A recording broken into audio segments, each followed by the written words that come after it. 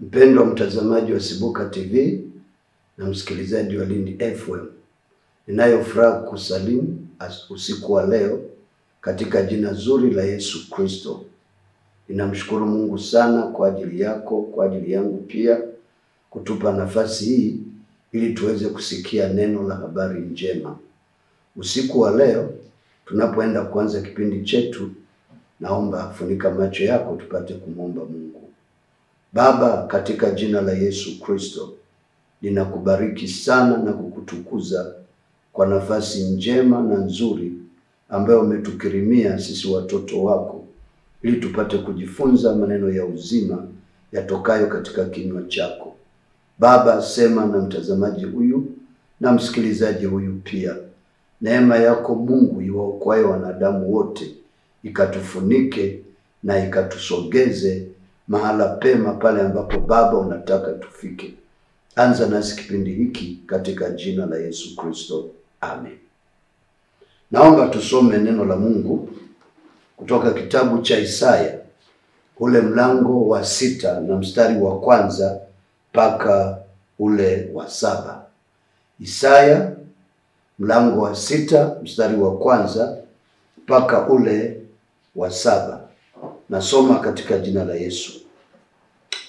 Katika mwaka ule aliokufa mfalme Uzia, na alimwona Bwana ameketi katika kiti cha enzi kilicho juu sana na kuinuliwa sana, na pindo za vazi lake zikalijaza hekalu. Juu yake walisimama maserafi, kila moja alikuwa na mabawa 6. Kwa mawili alifunika uso wake, na kwa mawili alifunika miguu yake, na kwa mawili aliruka. Wakaitana kila moja na mwenzake wakisema, Mtakatifu, mtakatifu, mtakatifu ni Bwana wa majeshi, dunia yote imejaa utukufu wake. Na misingi ya vizingiti katikisika kwa sababu ya sauti yake aliyeita, nayo nyumba aliyelia, nayo nyumba ikajaa moshi. Ndipo niliposema, ole wangu, kwa maana nimepotea, kwa sababu mimi ni mtu mwenye midomo michafu, nami ninakaa kati ya watu wenye midomo michafu, na macho yangu yamemwona Mfalme, Bwana wa majeshi.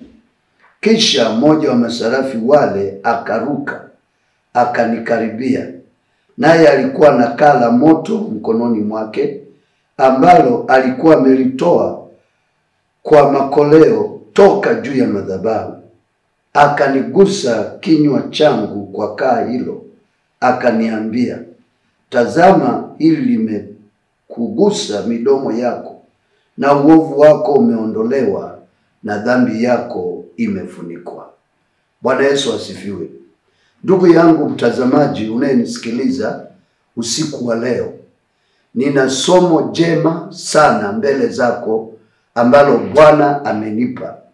Na kwa kweli nilipokuwa nalitafakari, Mungu akawa amenipa kichwa kinachosema, ukimwona Bwana katika uhalisia wake.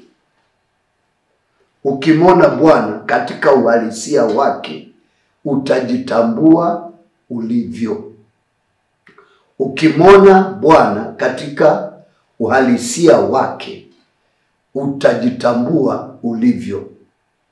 Neno hili ninalolileta kwako, nataka nikuletee ukweli ambao mara nyingi watu wengi makanisani na hata wanaodai kwamba wanamwamini Kristo, mara nyingi hawaishi maisha yanayofurahisha, hawaishi maisha yanayompendeza Mungu. Watu wengi wanaweza wakakiri kweli wamekutana na Mungu, wamemwona Mungu katika maisha yao, lakini katika hali halisi ya mwenendo wao, ya matendo yao, hawajajitambua wala hawajabadilika kwa lolote. Lakini usiku wa leo, hebu nisikilize. Taka nikuletee neno hili ambalo linasema ukimwona Bwana, ukimwona Mungu, ukimwona Yesu katika uhalisia wake, ukamwona katika ukuu wake, ukamwona katika utendaji wake, ukatazama matendo yake ya kweli katikati yako, kwa kweli utajitambua ulivyo na utakiri madhaifu yako yote. Hutabaki kama ulivyo. Katika somo hili ni mambo ya kushangaza sana. Hapa tunamwona nabii mkuu Isaya. Isaya katika manabii wa Mungu waliofanya kazi wakati ule. Isaya ni nabii wa pekee. Hata kitabu chake ni cha pekee. Isaya alianza huduma ya unabii akiwa ni mtu mchafu, akiwa hajamjua sana Mungu. Na Isaya alifanya unabii wake miaka mingi kabla ya Kristo kuzaliwa. Yeye alifanya unabii wake katika taifa la Yuda au utawala wa Yuda, wakati wa utawala wa Uzia, Yotham pamoja na Ahazia, na akamaliza na mfalme mbaya sana ambaye alimuua, mfalme Manase. Mfalme ambaye alifanya mambo maovu sana, lakini baadaye alipopelekwa utumwani, alipokutana na mateso akiwa kipofu, tunasoma katika kitabu cha Wafalme na mambo ya nyakati ya kwanza na ya pili, huyu mfalme Manase alitubu na Bwana akamrehemu. Bwana Yesu asifiwe sana. Sasa katika utendaji wake Isaya anatusimulia yale yaliyomtokea baada ya kuwa mjomba wake Uzia amekufa. Na baada ya mjomba wake Uzia kufa, inawezekana Isaya alichukua hatua kubwa zaidi ya kumtafuta Mungu. Na katika kumtafuta Mungu anasimulia kile kilichomtokea baada ya kumwona Bwana live, baada ya kumwona Bwana katika uhalisia wake. Na hili ndilo somo ambalo nataka tujifunze, wewe mtazamaji na wewe msikilizaji wa Lindi FM. Hili ndilo somo ambalo nataka tujifunze kwa kweli, kwamba ukimwona Bwana katika uhalisia wake, utajitambua ulivyo, utajiweka wazi kwake. Na ukijiweka wazi kwake, ndipo pale unapoweza kupata msaada wake. Ndipo pale Bwana anapoweza kupata wakati mzuri wa kushughulika na wewe na akakubadilisha kabisa. Kwa hiyo ninapoleta somo hili, nataka ujihoji, ni kweli umemwona Bwana? Mpendo wangu naye nisikiliza, umekutana naye? Umeona ukuu wake? Umeona uweza wake? Umeona mamlaka yake? Ukiyaona mamlaka ya Mungu katika uhalisia wake, ukimwona Mungu katika maisha yake katika uhalisia wake, nataka nikuambie hutabaki kama ulivyo. Isaya alikuwa ameanza kutumika, lakini akiwa mchafu, akiwa hafai mbele za Mungu, na alichukulia kama mzaha. Katika somo hili anasema katika mwaka ule aliokufa mfalme Uzia, na alimwona Bwana ameketi katika kiti cha enzi kilicho juu sana na kuinuliwa sana. Alafu anasema na pindo za vazi lake zikalijaza hekalu. Hiki ndicho alichokiona. Yaani Mungu akampa neema. Mimi naweza nikafikiri, unajua mtu mpaka amone Mungu, akutane na Mungu, kuna aidha mambo mawili. Jambo la kwanza, inawezekana kabisa yeye mwenyewe amechukua hatua ya kumtafuta Mungu, amechukua hatua ya kumlilia Mungu, labda kutokana na madhaifu yake, mapungufu yake, akaona kwamba wacha nikamwombe Mungu. Na huu ndio ukweli.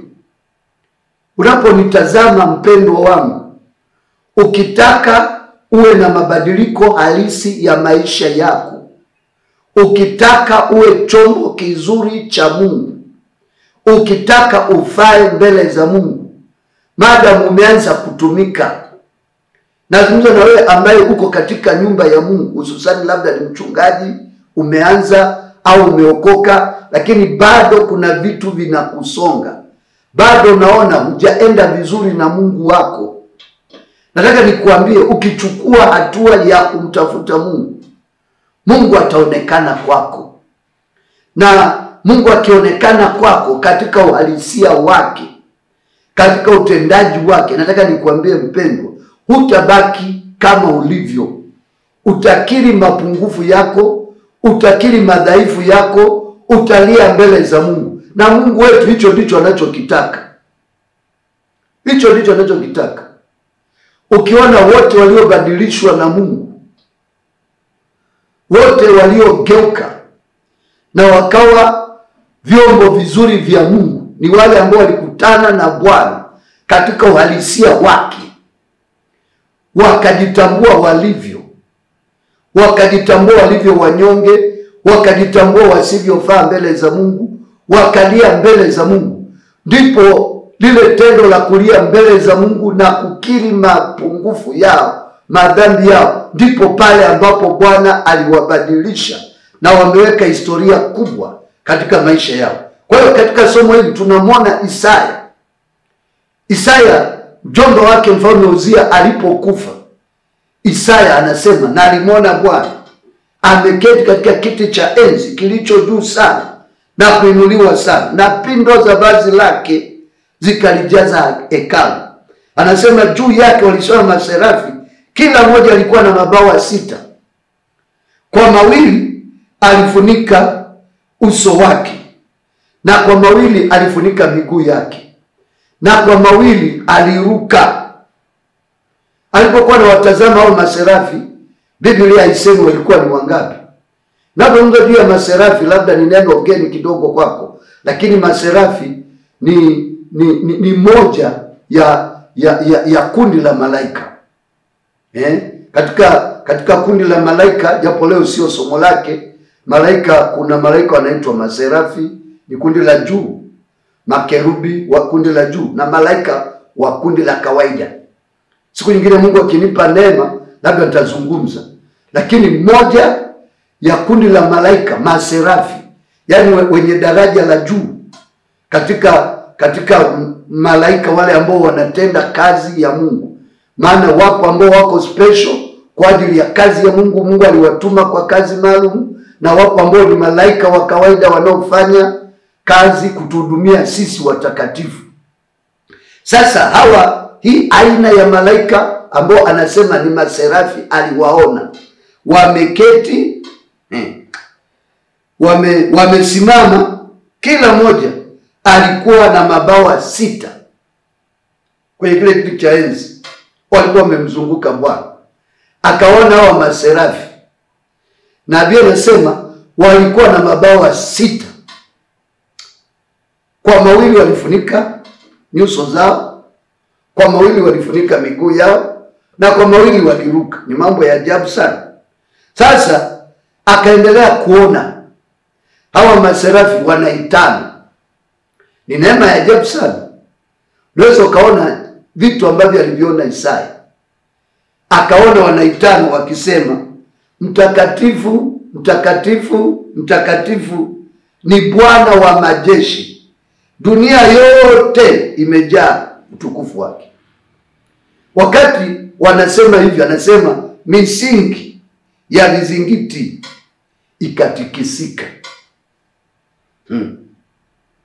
Kwa sababu ya sauti yake aliyelia, nayo nyumba ikajaa utukufu, ikajaa moshi. Alipoona mambo haya, amemwona Bwana ameketi katika kiti cha enzi kilicho juu sana na kuinuliwa sana, na pindo za vazi lake zilijaza hekalu. Aliona vitu vya ajabu sana. Mungu alijifunua kwake kwa namna ya ajabu sana. Na akawaona hao maserafi wamesimama juu yake, nyuma yake, nyuma ya Mungu. Pindo la Mungu wetu limejaa hekalu. Hayo maono ni ajabu sana. Na akaona hao maserafi wanaitana, mtakatifu, mtakatifu, mtakatifu. Dunia yote imejaa utukufu wake. Wakati anaona haya, anasema vizingiti, misingi ya vizingiti ikatikisika kwa sababu ya sauti yake aliyelia, yani hao maserafi, na nyumba yote ikajaa moshi. Anasema ndipo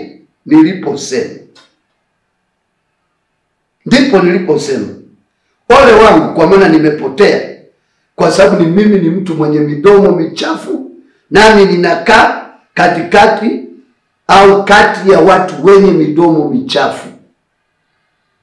Alipomwona Bwana katika uhalisia wake, japo kweli katika hali ya kawaida ni Mungu tu alipenda kumfunulia utukufu wake kwa namna hiyo.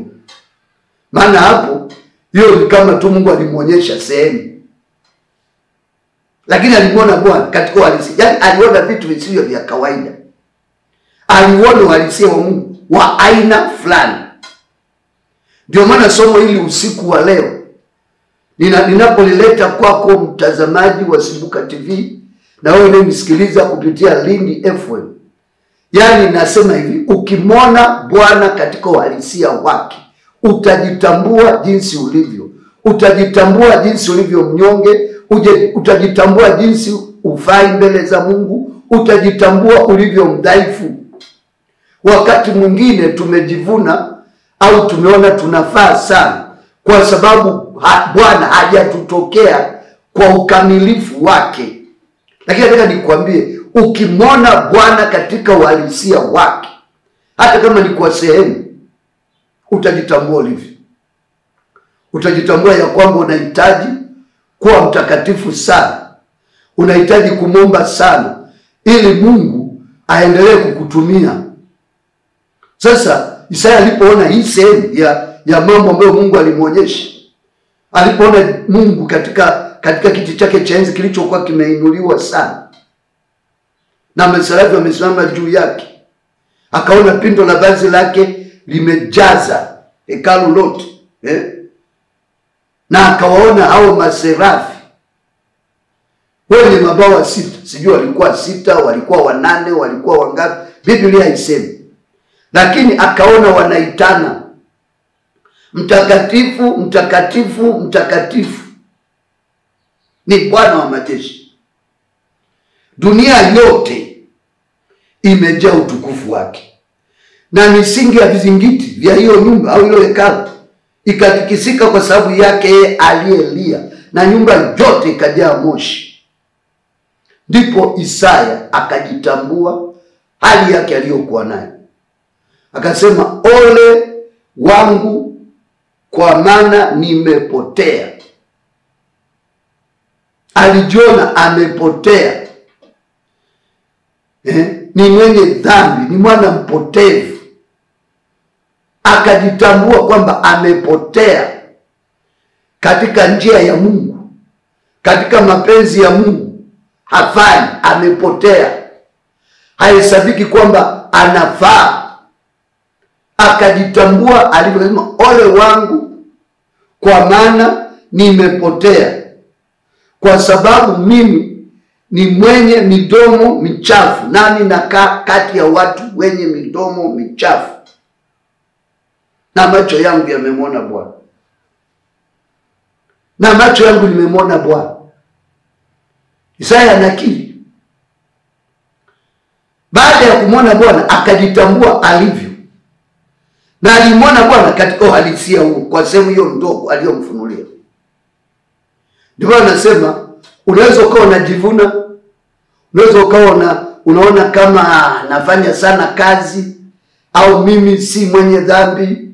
Lakini nataka nikwambie, Bwana akijifunua kwa uhalisia wake kwako, utaendelea kujinyenyekeza, Bwana ataendelea kukuvunja.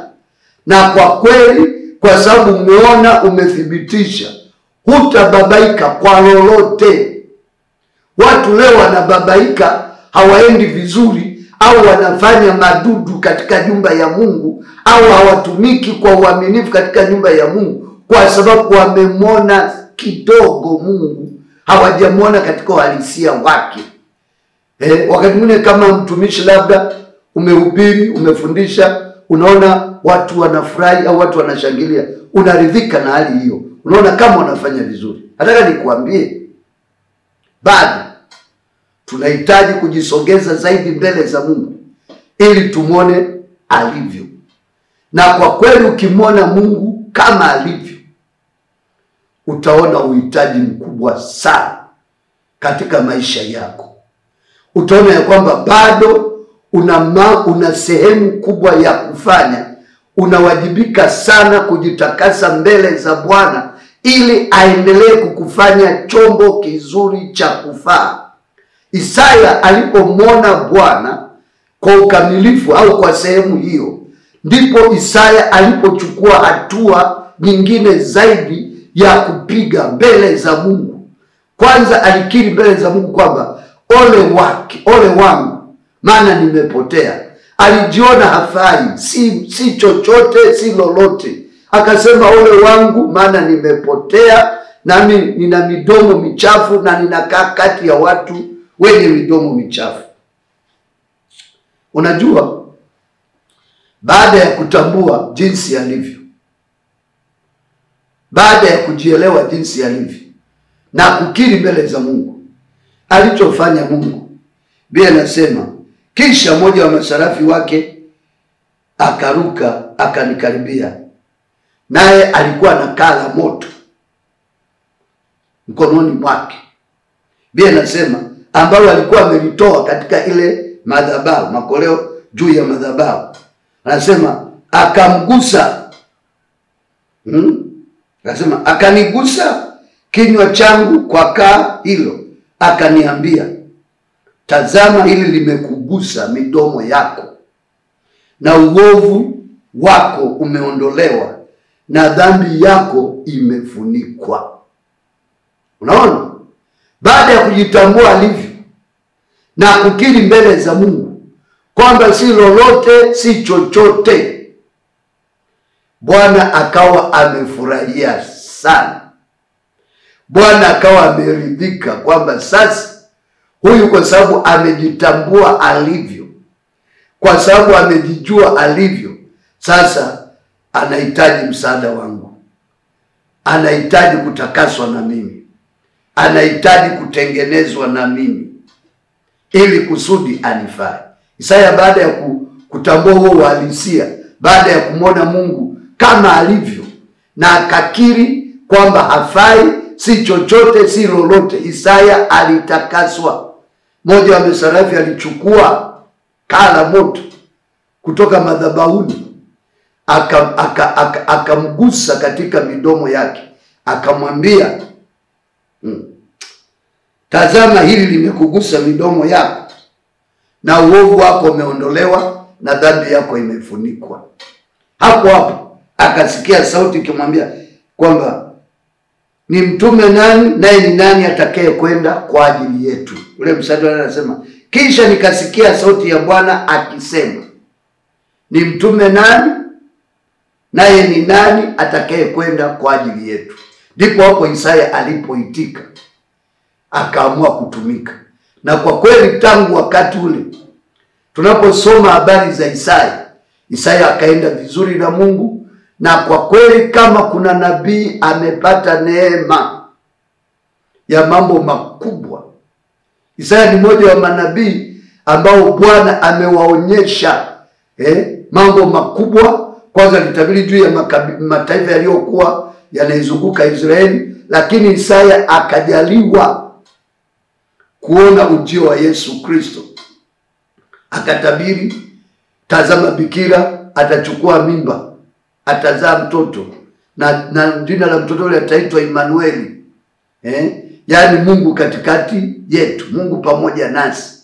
akaona Yesu ataitwaje. Anasema ukisoma vitabu vyake anasema, maana kwa ajili yetu mtoto amezaliwa, tumepewa mtoto mwanamume, na uwezo wa kifalme utakuwa begani mwake, naye ataitwa jina lake Mshauri wa Ajabu, Mungu mwenye nguvu, Mfalme wa amani.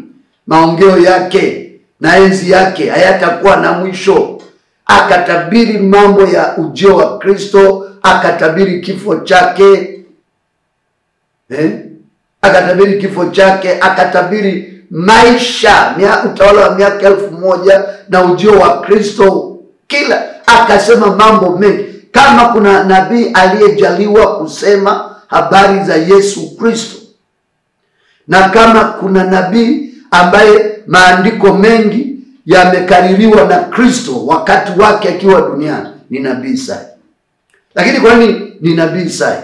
Ni kwa sababu alimwona Bwana katika uhalisia wake, na alipomwona Bwana alijitambua mwenyewe kama alivyo, alijitambua jinsi alivyo, kwamba hafai, anahitaji msaada wa Mungu, anahitaji Mungu kumsafisha, kumtakasa.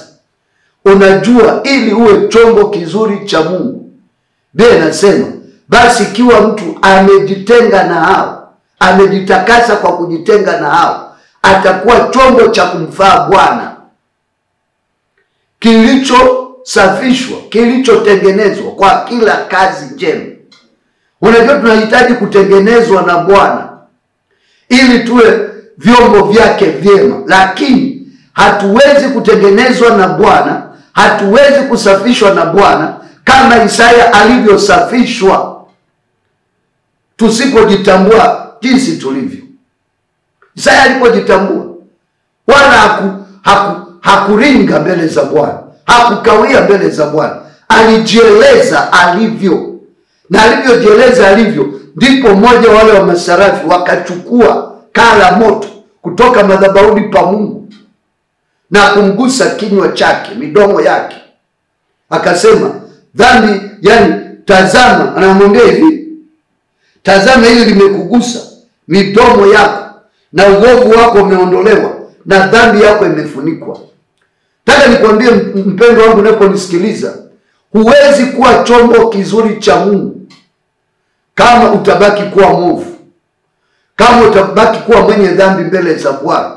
Ni lazima Bwana akutakase, ni lazima Bwana akuoshe, ni lazima Bwana akutengeneze, ndipo ufae mbele zake. Isaya alijiweka wazi mbele za Bwana baada ya kumwona Mungu alivyo. Baada ya kumwona Mungu alivyo. Nilianza kusema unaweza kumwona Mungu kupitia njia mbili kubwa. Njia ya kwanza ni hiyo ya kumtafuta. Unaweza ukamtafuta Mungu. Katika kitabu cha Mambo ya Nyakati ya pili, neno la Mungu linasema hivi, Nyakati ya pili, ule mlango wa 15. Ukimtafuta Mungu atakuonekania, na akikuonekania utagundua kabisa wewe ni mtu wa namna gani. Utajitambua kabisa wewe ni mtu wa namna gani, na utachukua hatua. Hakuna mtakatifu yeyote katika Biblia hii aliyekutana na Mungu akaacha kujitambua alivyo dhaifu, alivyo mnyonge, na akahitaji msaada wa Bwana. Wote tunaosoma katika Biblia hapa ni wale ambao walikutana na Mungu mbashara, yani kwa uhalisia, na walikutana na Bwana kiuhalisia, wakamwogopa Mungu na wakahitaji msaada kwake. Hao ndio walipojiweka wazi kwamba mimi ni mchafu, mimi sifai, si lolote, si chochote. Hao ndio ambao Bwana aliwatumia vizuri na wakawa vyombo vizuri. Moja wapo ni huyu Isaya. Bwana alipojifunua kwake, na yeye akamwona Bwana, sema, ole wangu, maana midomo yangu ni midomo michafu, na nakaa kati ya watu wenye midomo michafu. Anasema, na macho yangu yamemwona Bwana. Ole wangu, maana nimepotea. Alikiri udhaifu wake. Ole wangu mimi, maana nimepotea, na midomo yangu ni michafu, maneno yangu hayafai, maneno yangu yanavunja watu moyo, maneno yangu yanawakatisha watu tamaa, maneno yangu ni ya majigambo. Isaya alipokiri haya na akasema hata watu naokaa katikati yao ni watu wenye midomo michafu. Kwa hiyo ina maana alihitaji msaada wa Mungu. Tunapohitaji msaada wa Mungu, baada ya kumwona Mungu na kujitambua tulivyo, pale ndipo tunapoweza kuisikia sauti ya Mungu na kutumika vizuri. Kwa hiyo unaweza ukamwona Mungu aidha kwa kumtafuta mwenyewe, kama ambavyo Mambo ya Nyakati ya Pili yanasema hivi. Ngoja nikusomee Nyakati ya Pili mlango wa 15 ule mstari wa kwanza na wa pili. Biblia inasema hivi: ndipo roho ya Mungu ikamjia Azaria mwana wa Odedi, naye akatoka ili amlaki Asa, akamwambia, nisikieni Asa na Yuda wote na Benjamini, Bwana yu pamoja nanyi mkiwa pamoja naye, nanyi mkimtafuta ataonekana kwenu. Unaona? Nanyi mkimtafuta ataonekana kwenu, lakini mkimwacha atawaacha ninyi. Pointi kubwa hapo, nanyi mkimtafuta ataonekana kwenu. Yawezekana Isaya baada ya mjomba wake Uzia kufa alimtafuta Bwana, na alipomtafuta Bwana ndipo alipomwona Bwana katika uhalisia wake, na alipomwona Bwana katika uhalisia wake akajitambua binafsi, akajielewa binafsi hali yake aliyokuwa nayo, udhaifu wake aliyokuwa nao, akajikuta mbele za Mungu amepotea, mbele za Mungu ni mwana mpotevu, na akakiri kwa kinywa chake kwamba ni mchafu. Ole wangu mimi, maana nimepotea na midomo yangu ni michafu, nami nakaa kati ya watu wenye midomo michafu. Mungu aliposikia hiyo sauti, tayari masarafi wakatumu. Mmoja wa masarafi akatumu, akachukua kaa kwa makoleo ya madhabahu, akaenda akamgusa, akamwambia, uovu wako umeondolewa na dhambi yako imefunikwa. Pale akasikia na sauti ya Bwana akisema, kisha nikasikia sauti ya Bwana akisema, ni mtume nani, naye ni nani atakaye kwenda kwa ajili yetu? Anasema, ndipo niliposema mimi hapa, nitume mimi. Hapo ndipo Bwana akamwambia juu ya unabii wake, na akaanza pale. Alipotoka pale mlango wa 7 tunaposoma, anatabiri juu ya kuzaliwa kwa Kristo. Tazama, Bwana atawapa ishara, maana mwanamwali bikira atachukua mimba, kwa uwezo wa Roho Mtakatifu atamzaa Kristo. Akatabiri mlango wa 9, anatabiri, maana kwa ajili yetu tumepewa mtoto. Anaendelea hapo mbio. Mlango wa 11 sema katika chipukizi la Yesu, Bwana atatoa chipukizi katika chipukizi la Yesu. Atatoka nabii pale. Mlango wa 11 kaendelea. Unaweza ukasoma kote. Katabiri kufa kwa Yesu ni baada ya kujitambua alivyo, hali yake baada ya kumwona Yesu. Njia ya pili, Mungu mwenyewe anaweza kukutokea, kama ambavyo alimtokea Sauli wa Tarso. Bwana anaweza kukutokea ukamwona live, na hiyo ni kwa wachache wanaopata neema, kama kina Paulo ambao Bwana alikutana nao live. Na Paulo alipokutana naye live, naye anakiri, anasema aliposikia sauti, Sauli, Sauli, mbona unaniudhi? Kwa vile ile sauti ilikuwa ni kali, na ule mwanga aliyouona ulikuwa ni mkali, maana naye alimwona Bwana katika uhalisia wake. Maana alipokutana na Bwana akiwa njiani kwenda Dameski, ule mwanga ulimpiga ngwala. Sauti ile ilikuwa ni ya kutisha, akawa kipofu, akawa hali siku 3. Lakini akiwa hapo katika kukutana na Bwana live, anasema, nani wewe Bwana anayekuudhi? Kaambia, mimi ni Yesu unayeniudhi. Anasema ni vigumu sana kupiga teke mchokoo, kitu ambacho kina ncha kali. Wakati mwingine tunapofuatilia maana ya mchokoo, unaweza ukawa ni mti ambao umechongwa, una ncha kali, ni chuma chenye ncha kali au fumo kina ncha kali, huwezi ukapiga teke, utaumia. Kwa hiyo na yeye Sauli akakutana na Yesu, akaambiwa ingia mjini, uko utaambiwa yakupasayo kutenda. Paulo kwa sababu alitoa na Bwana kiuhalisia, na anasimulia kwamba ni vigumu mno kupiga teke mchokoo. Paulo alibadilika. Bwana Yesu asifiwe. Ukimwona Bwana katika uhalisia wake, utajitambua hali halisi ulio nayo. Na mimi nakushauri, kama umefika mahala unaridhika, ni mtumishi wa Mungu mwenzangu, unaridhika, unafikiri unatosha kwa hali ulionayo, unatosha kutumika mbele za Bwana. Sisemi utoshi, lakini hujatosha inavyotakiwa kutosha. Ukimwona Bwana utajitambua uhalisia ulivyo nao, kwamba bado una ungwe kubwa ya kufanya, bado una ungwe ya kunyenyekea, ili Bwana akutumie vizuri. Wote ambao walipokutana na Bwana wakajitambua kwa uhalisia walivyo, walibadilishwa na Bwana. Ngoja nikusomee katika Timotheo wa pili. Timotheo wa pili, ule mlango wa pili na mstari wa 21. Unajua mpaka Isaya akatabiri katika unabii wake mambo makubwa ya ujio wa Yesu Kristo, akayaonya mataifa mengi. Ni kwa sababu alikutana na Bwana kiuhalisia, na yeye akajitambua hali yake, akaiweka wazi mbele za Mungu.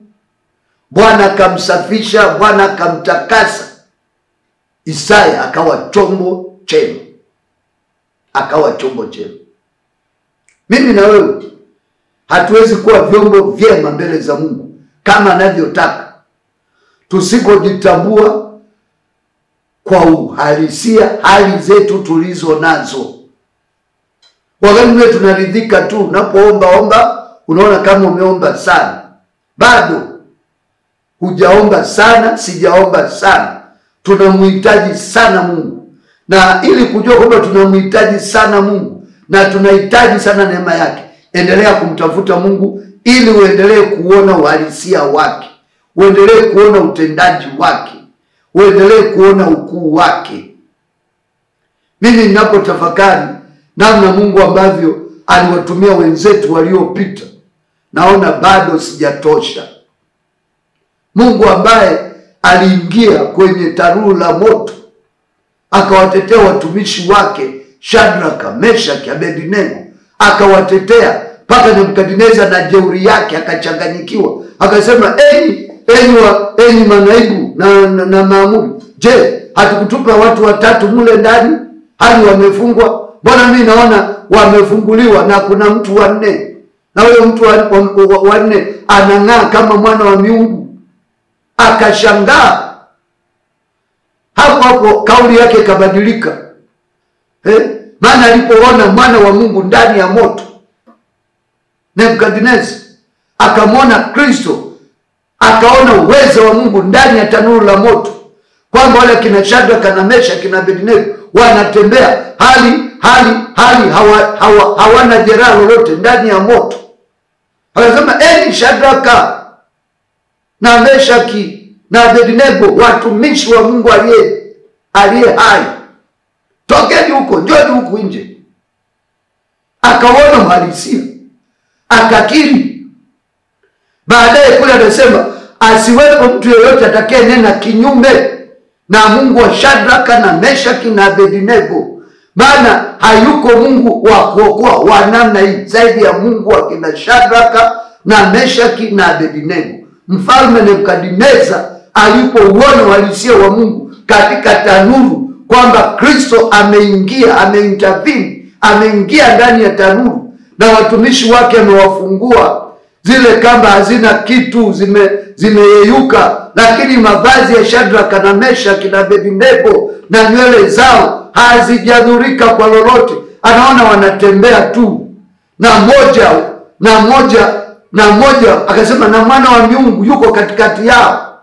Unajua nisema mwana wa miungu kwa sababu Wakaldayo ni waabudu miungu, walikuwa waabudu miungu mpaka leo ambao hawajaokoka.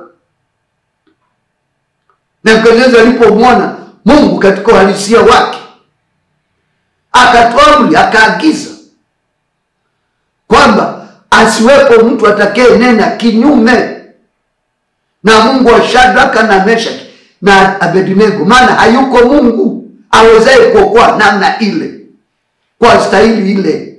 Kwa hiyo Nebukadneza na ujeuri wake na kiburi chake, alikuwa anasema Nebukadneza mkuu, na ujeuri wake akanyoka mpaka mwisho wa siku. Hata alipokuwa amefanya ujinga wake kule, kiburi chake, ameona mji mkubwa, ametengeneza kwa akili zake, Bwana akampitisha nyakati 7 kala majani kule kama mnyama. Nebukadneza akanyoka. Ndugu zangu, hatuwezi kumwona Bwana katika uhalisia wake tukaendelea kujisifu. Tutanyenyekea, tutampa Mungu sifa na utukufu. Nabii Isaya alipomwona Bwana katika uhalisia wake, kwa kweli alijitambua hali yake binafsi aliyokuwa nayo, kwamba si chochote si lolote, amepotea na midomo yake ni midomo michafu, na anakaa katikati ya watu wenye midomo michafu. Ndipo Bwana alipomtakasa kupitia moja wale masarafi kutoa kaa moja ya kaa la moto katika madhabahu yake. Leo tunatakaswa na neno la Mungu. Leo tunatakaswa na damu ya Kristo. Leo tunatakaswa na Roho Mtakatifu. Bwana Yesu asifiwe. Hebu tafuta kumwona Mungu. Ukimwona Mungu katika uhalisia wake, utajitambua ulivyo.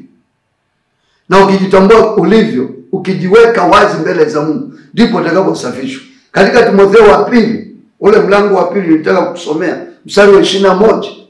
Biblia inasema hivi: basi ikiwa mtu amejitakasa kwa kujitenga na hao, atakuwa chombo cha kupata heshima, kilichosafishwa, kimfaacho Bwana, kimetengenezwa kwa kila kazi njema. Hii maana yake nini? Tunapomwona Bwana katika uhalisia wake, ndipo tunapata ufahamu wa kujitenga na mambo yasiyofaa. Na tunapochukua hatua ya kujitenga na mambo yasiyofaa baada ya kumwona Bwana, aidha kwa kusikia Injili au kwa kusikia neno la Mungu, kwa ushuhuda na kadhalika, tukachukua hatua ya kujitenga, pale ndipo Bwana anapata nafasi ya kutusafisha, ya kututakasa kupitia Roho wake Mtakatifu, kupitia damu ya Yesu Kristo, kupitia neno lake, kupitia maombi, kupitia sifa na kuabudu.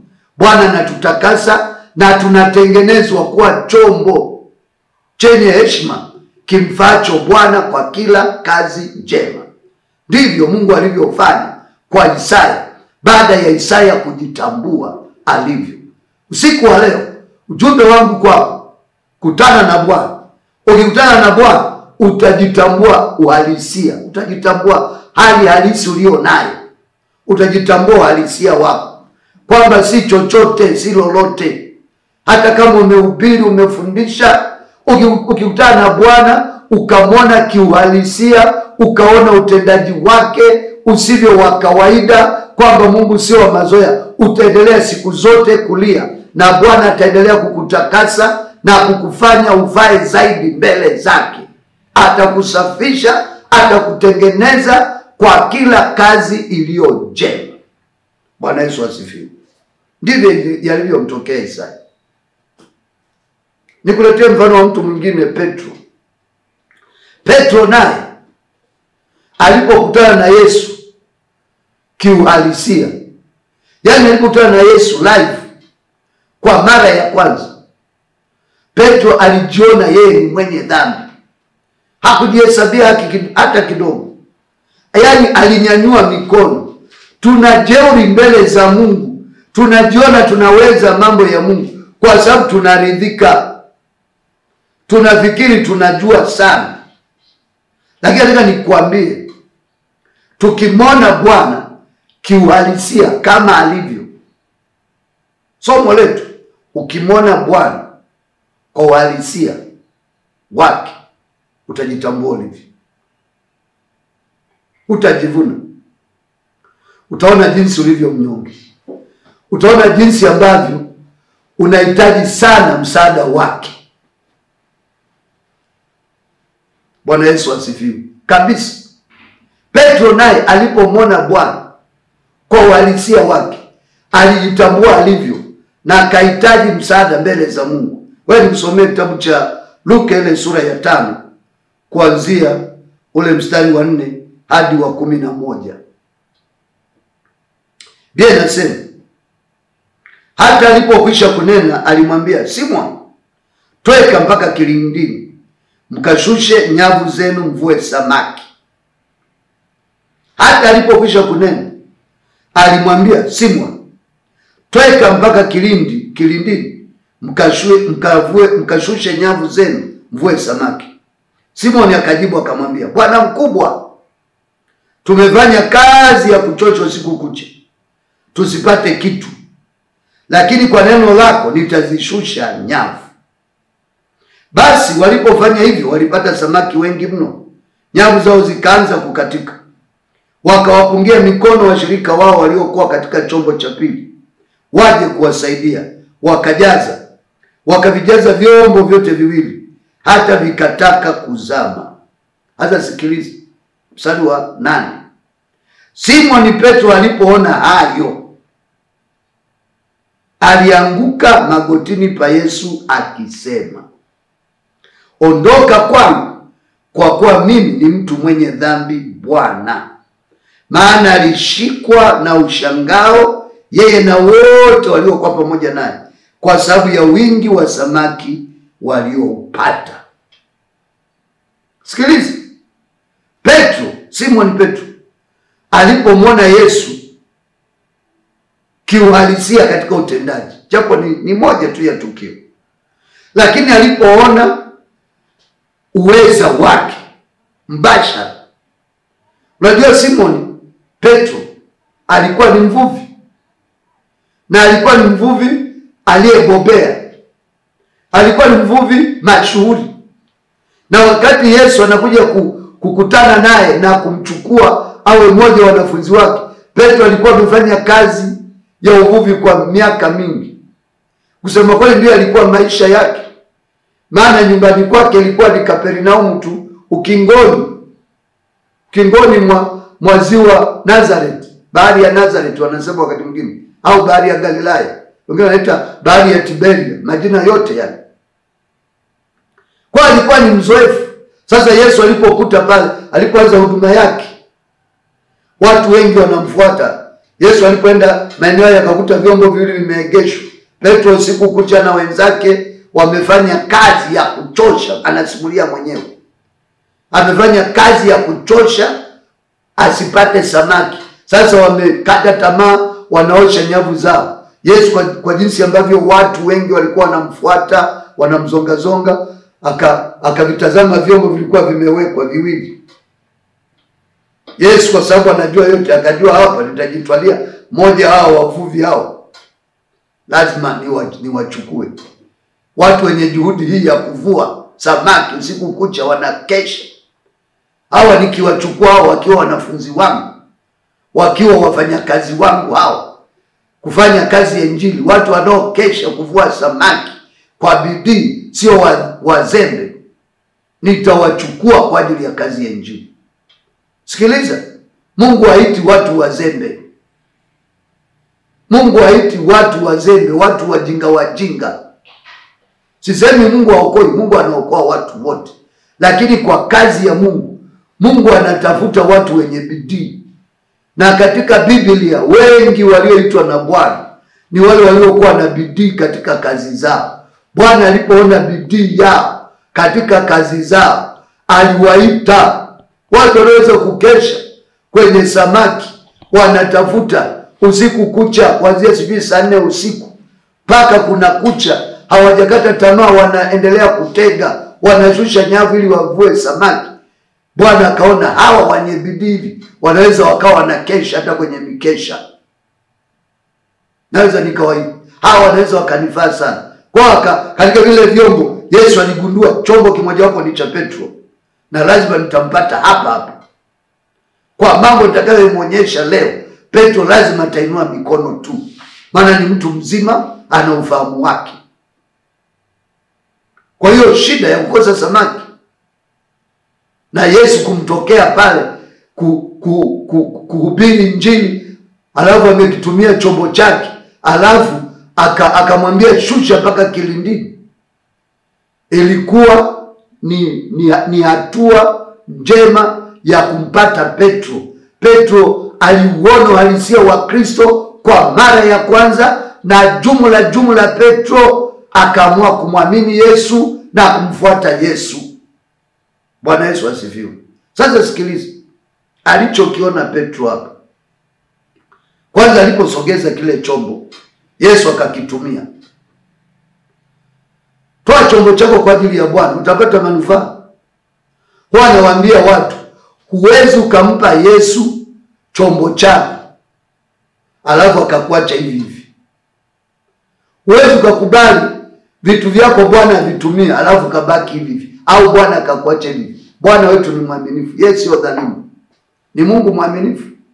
Mtu mkarimu, anayemkarimu Bwana, anayeruhusu vyombo vyake Bwana avitumie, labda gari au nyumba, unakarimu wageni, au wakati mwingine tunakuja kuanzisha kazi mpya kijijini kwako au katika mji wako, tunakuja kufungua kazi mpya. Ukawa na moyo wa kutoa nyumba yako kuwa sehemu ya kufanyia ibada au mkesha. Bwana Yesu asifiwe. Mungu hawezi kukuacha hivi. Kwa hiyo baada ya Yesu kumkuta Petro anavua samaki na wamekosa, hawana kitu, Yesu yeye akiwa na kazi yake ya kuhubiri Injili akamwambia sogeza chombo chako Bwana niweze kukitumia. Petro akampa.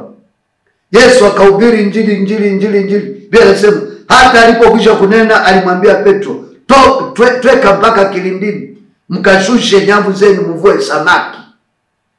Mchana, wakati mwanaume ameshughulika usiku asipate kitu, haingekuwa jambo rahisi. Lakini Petro kwa wakati huo, kwa ibada hiyo, kwa mahubiri ambayo Yesu alihubiri, sio alihubiri saa moja au muda gani, lakini kwa mahubiri ya siku hiyo au ya wakati huo, tangu Petro amekutwa anavua samaki pale, namna ya Petro alivyomsikiliza Yesu.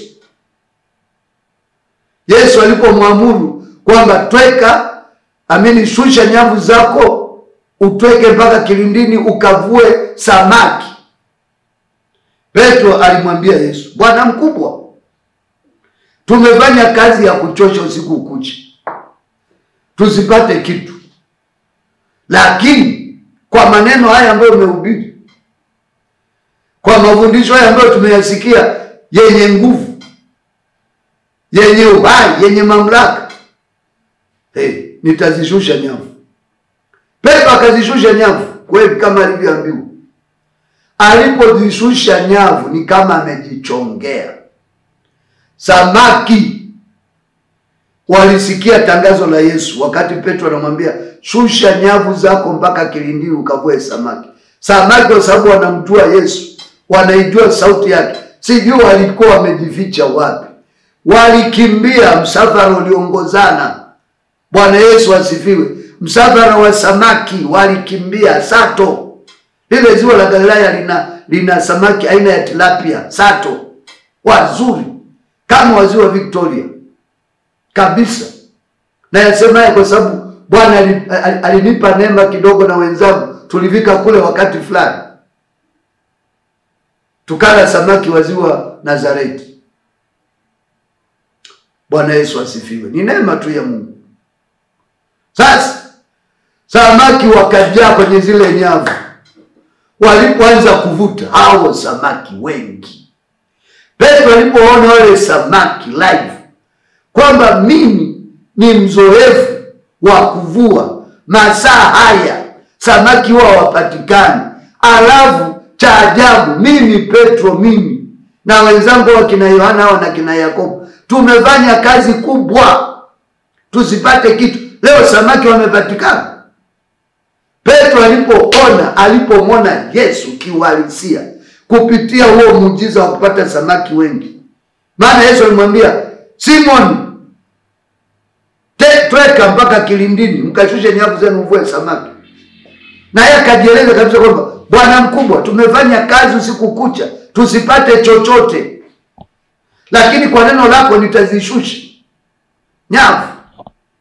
Na aliposhusha samaki wakapatikana. Ule muujiza, lile tendo la kuona matendo makuu ya Mungu lilimfanya Petro ajitambue kwamba yeye ni mwenye dhambi. Samaki walimkimbia, samaki walimtoroka kwa sababu yeye ni mwenye dhambi. Nisikilize, wakati mwingine hatupati baraka kwa sababu sisi ni wenye dhambi. Kuna ukweli katika Mithali 21. Sikiliza, wewe nikusomee Mithali 21. Mithali 21.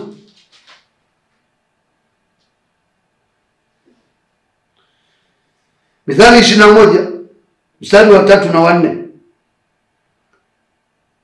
Kutenda haki na hukumu kumpendeza Bwana kuliko kutoa sadaka. Macho, sikiliza mstari wa 4. Macho yenye kiburi na moyo wa kutakabari, hata ukulima wa waovu ni dhambi. Sikia nirudie mstari wa 4. Mithali 21:4.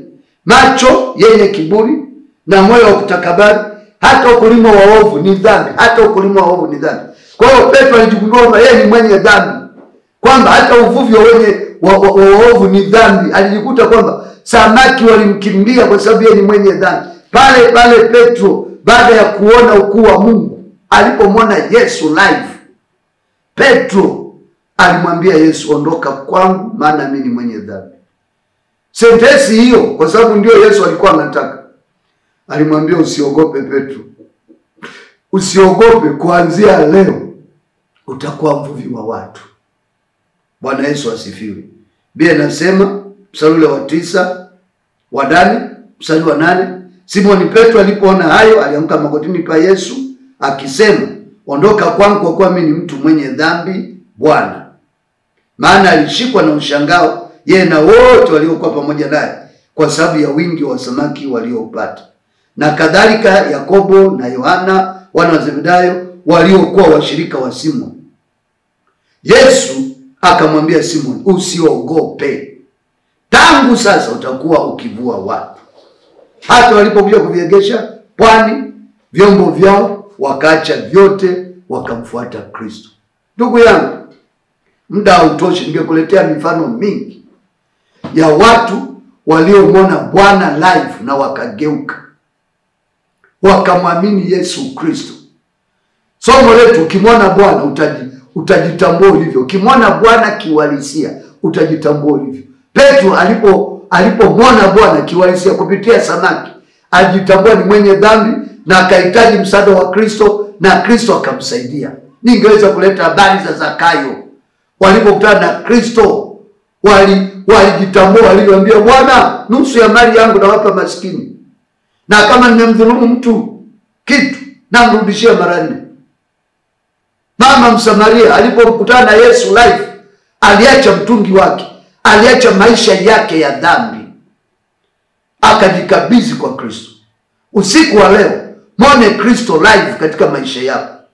Jitambue ulivyo na uhitaji msaada wa Kristo. Ukimwona Bwana kiuhalisia utajitambua ulivyo na utahitaji msaada wa Bwana. Usiku wa leo ninapomaliza, hitaji msaada wa Bwana. Bwana yupo, anatenda kazi. Yeye ni mwema. Yesu ni mtakatifu. Mwelewe Yesu kwamba ni mtakatifu, ni Mungu mkuu, na usijihesabie haki. Kubali kutubu dhambi zako na kuziacha. Hebu sema sala hii. Baba, katika jina la Yesu, naja kwako, mimi ni mwenye dhambi. Niokoe, nibadilishe. Nahitaji kukuamini wewe kuwa Bwana na Mwokozi wa maisha yangu. Futa jina langu katika kitabu cha hukumu na liandike katika kitabu cha uzima wa milele. Asante kuniokoa na kunisamehe katika jina la Yesu. Mpendo wangu, tafuta watu waliookoka ili kusudi wakuongoze katika maisha mema ya wokovu. Mungu akubariki katika jina la Yesu. Amen.